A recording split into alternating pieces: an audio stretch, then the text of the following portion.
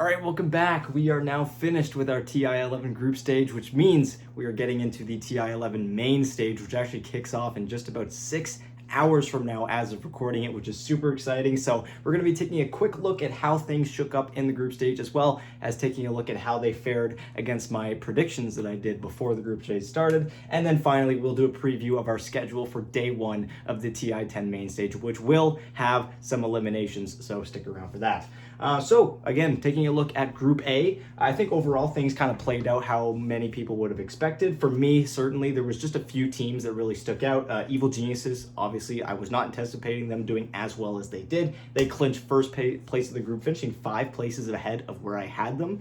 And overall, super impressive run throughout their group stage. Following that, we have Team Liquid, who moves up 1 spot from where I predicted them to be. I was anticipating them to do quite well, again, having that bit of a running start with the last chance qualifiers having been played just a few days before the group stage. I figured they would be able to ride that momentum, and that they did. They have looked pretty fantastic throughout these past few days of Dota, throughout the past week and a half of Dota. And of course, with Matumba Men retiring after the tournament, I'm sure all of these players are going to be playing with that much more fire in their game to try and get Matumba Men that last title before he retires, or at least give him a nice deep run at TI.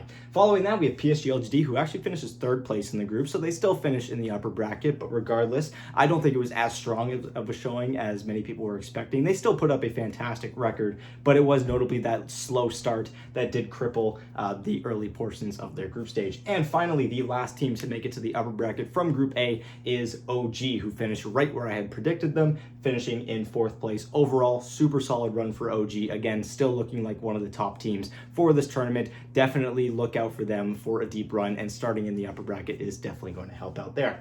Taking a look at our lower bracket, we have Hikori coming in 5th place. I didn't really have a whole lot of expectations for Hikori, but they blew me away. Even though they don't end up making it to the upper bracket, they finished far ahead of where I had predicted them, and they were far more impressive than I had thought.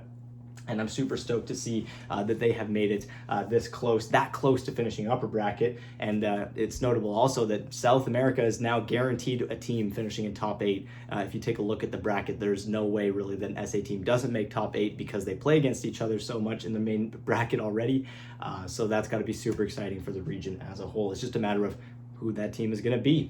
Next up in 6th place, we have RNG, who of course with those COVID complications, unfortunately had a pretty tough time with their group stage. We'll see how they're able to do on the main stage. They have some best of ones tomorrow, so that's going to be really crucial. And again, hopefully everyone's able to play safely and to their best ability, but just overall best of luck. They finished roughly about where I had expected them to be in 6th place. Next up, we have Gaming Gladiators coming in 7th place, which is where I had them, and then boom, taking a notably big tumble. I think I was definitely wrong about them. I think I had maybe a little bit too much hype around them, but it wasn't unwarranted. I think they had put up a pretty fantastic season up until that point, but with them struggling near the end of the season coming into TI, maybe that was something to be expected. They barely make it to the lower bracket, beating out Sonics and BetBoom in some tiebreakers, which means, again, as mentioned, Sonics and BetBoom will be the 2 teams heading home from Group A. They will not be making it to the main event of TI, which for Sonics is exactly where I predicted them, and for BetBoom, I had them just a little bit higher, but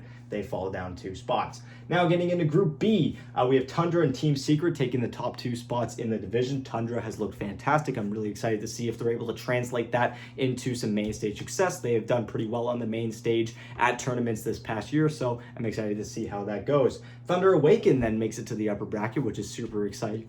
We'll see how they make it. 1 win would get them into the top 6, which would be the furthest a South American team has ever made it at TI. The only thing is that the team that stands in their way is Evil Geniuses, who, as I was talking about, had a pretty hot start to their TI so far. And finally, we have Team Aster finishing in 4th place. They make up our upper bracket. For the lower bracket, we have Fnatic finishing right there in the middle of the group. Team Spirit, who actually finishes in the lower bracket.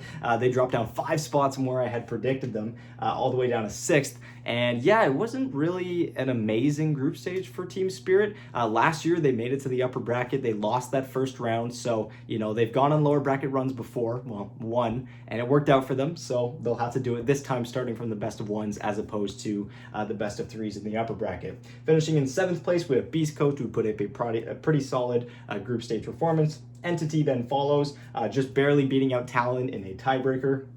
They knocked them out, and then Talon and TSM FTX are the two teams from Group B that end up getting knocked out. For Talon, I had them placed near the end of the bottom of the group. Overall, this group was pretty hard for me to predict when I did my video, but I did have Talon near the bottom. They do end up getting eliminated. And TSM FTX, I was expecting them to at least make it to the lower bracket. They had a pretty good group stage performance last year. It did not translate into this year. They had a pretty rough time, and unfortunately for them, they are the second team out of 4 teams total to be going home from the North American region.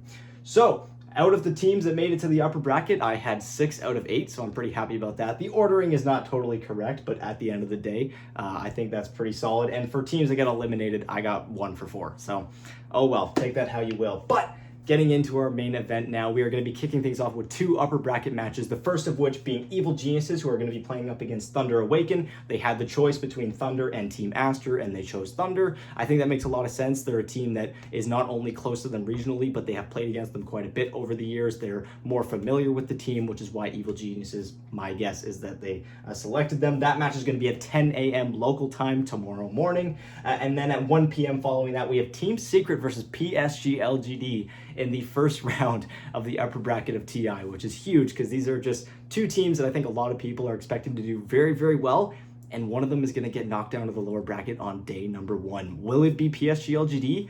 Usually when PSG is dominant in a tournament, it's an upper bracket stampede. Will this be the year that they drop down early, or will Secret have to go through a lower bracket run? We'll have to see. Overall, I'm just super excited for this one, but probably not as excited as I'm going to be once we get into the cutthroat best of ones. One of my favorite parts of TI because they're just so chaotic, so crazy, so much goes on, whether it's an upset or just huge mistakes.